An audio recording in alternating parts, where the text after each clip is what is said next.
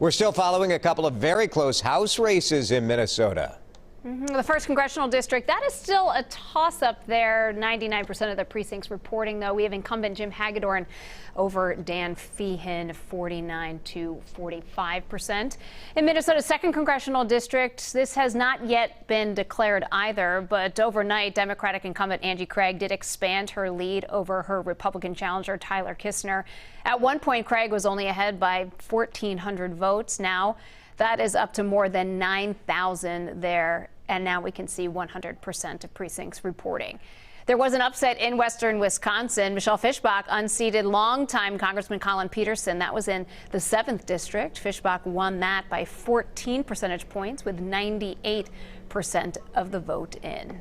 Christiane Cordero has been following some of the very close Minnesota races. She's live in Burnsville this mid-morning. Christiane?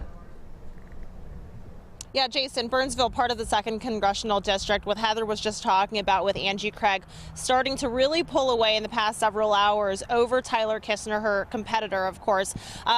Fewer than 10,000 votes, though, separate them now. That is, of course, as we know from what those numbers were overnight, a pretty wide margin compared to some of that stuff that we saw, getting as close as you can without it being a virtual tie.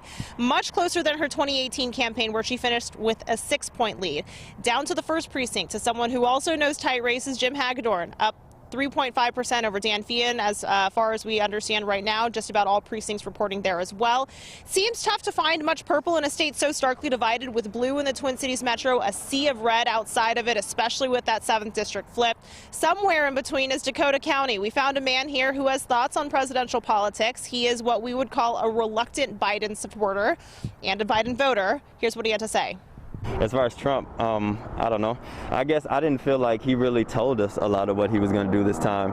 And then now I feel like Joe Biden is kind of being thrown on us in a sense. I feel like a lot of people are kind of tired of kind of what's going on before. But not to say that Trump hasn't done any good. I mean, because he has helped in some ways. But then again, people are kind of ready for a change. They don't want to see another 4 years. We have certainly heard from a lot of passionate voices here in Burnsville, some of which did not want to speak to us on camera, who voted for President Trump, who are holding their breath right now as we wait what feels like a very long time before we will learn these results. Of course, we knew that going into this as well. Back to the congressional race, though, guys, and then I'll toss it back to you. It's worth noting that as passionate as voters are here, particularly in Dakota County, neither Angie Craig nor Tyler Kistner have more than 50% of the votes right now. So that really shows you just the margin.